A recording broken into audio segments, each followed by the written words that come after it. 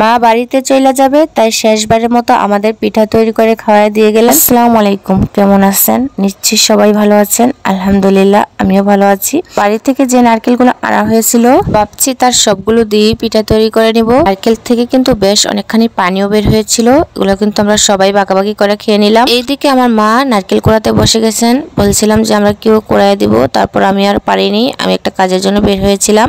আয়সা দিকে আমার মা সবগুলো নারকেল একেবারে কোড়ায় ফেলছে। এখানে চিনি, দেশি তিল পাটায় বেটে আর নারকেল দিয়ে পুর বানানোর জন্য চুলা একটা পাতিল দিয়ে কিন্তু বসিয়ে দিয়েছে। অনবরত নেড়ে চেড়ে সবগুলো উপকরণ ভালো করে মিশিয়ে তারপরে কিন্তু চুলায় জাল করে একটা সুন্দর পুর বানিয়ে নিবে।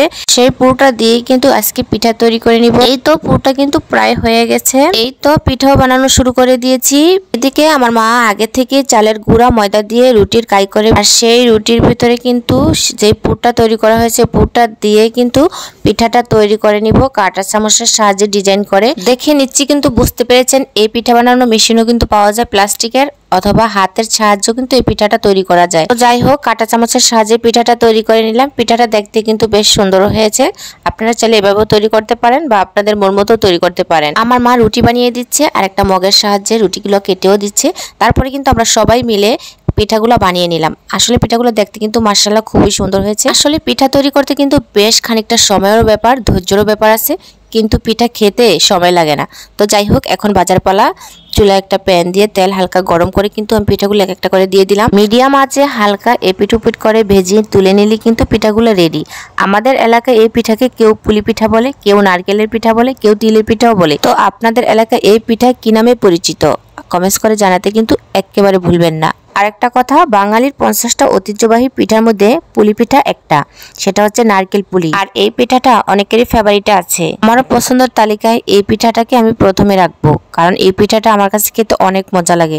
আপনারা কারা কারা খেতে পছন্দ করেন এই পিঠাটা অবশ্যই আমাকে জানাতে ভুলবেন না। বর্তমান যুগে তো গ্রাম বাংলায় পিঠার উৎসব নেই বললেই চলে, কারণ এখন সবকিছু হলো ডিজিটাল। এই আপডেট যুগে মানুষের রুচিরও পরিবর্তন হয়ে গেছে। এখন সব তো নতুন খাবারের প্রতি মানুষের জোর। তো যাই হোক, কাজের ব্যস্ততা আমারও পিঠা অনেকদিন ধরে বানানো হয় না। তো আমার মায়ের এসেই আমাকে পিঠা বানিয়ে খাওয়া দিয়ে যায়, আর অনেক সময় মা বাড়ি থেকে পিঠা বানিয়েও পাঠিয়ে দেন।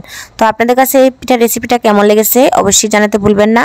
আর পিঠাগুলো দেখতে কিন্তু অনেক সুন্দর হয়েছে, বাজার পরে খেতেও কিন্তু মাশাআল্লাহ অনেক ভালো লেগেছে। আমার এই রেসিপিগুলো বা আমাকে যদি আপনাদের ভালো লেগে থাকে অবশ্যই সাপোর্ট করে পাশে থাকবেন, আর আমিও আপনাদের পাশে থাকবো ইনশাল্লাহ, 100% কথা দিলাম। তো যাই হোক, পিঠা বানানো শেষ হয়ে গেলে এখানে আবার তাল আনা হয়েছিল গ্রাম থেকে, ওই তালগুলো জাল করে আজকে রেখে দিব। ভাদ্র মাস আসলে কিন্তু তালের মোমো গ্রানের চারিদিকে গ্রাম বাংলায় ভরে যায়। ঢাকার শহর তেমন একটা দেখা যায় না, কারণ ঢাকার শহর তো ওইরকম উৎসব আমেজ যার যার ঘরে ঘরেই থাকে, সেটা কারো কাছে কেউ যায়ও না, প্রকাশ্য পায় না। যাই হোক, তাল কিন্তু জাল করে রেখে দিয়ে তারপরের দিন কিন্তু মা নাস্তাটা বানিয়ে নিয়েছিল। এখানে সাগুরদানা, চিনি, দুধ আর নারকেল ব্যবহার করেছিল।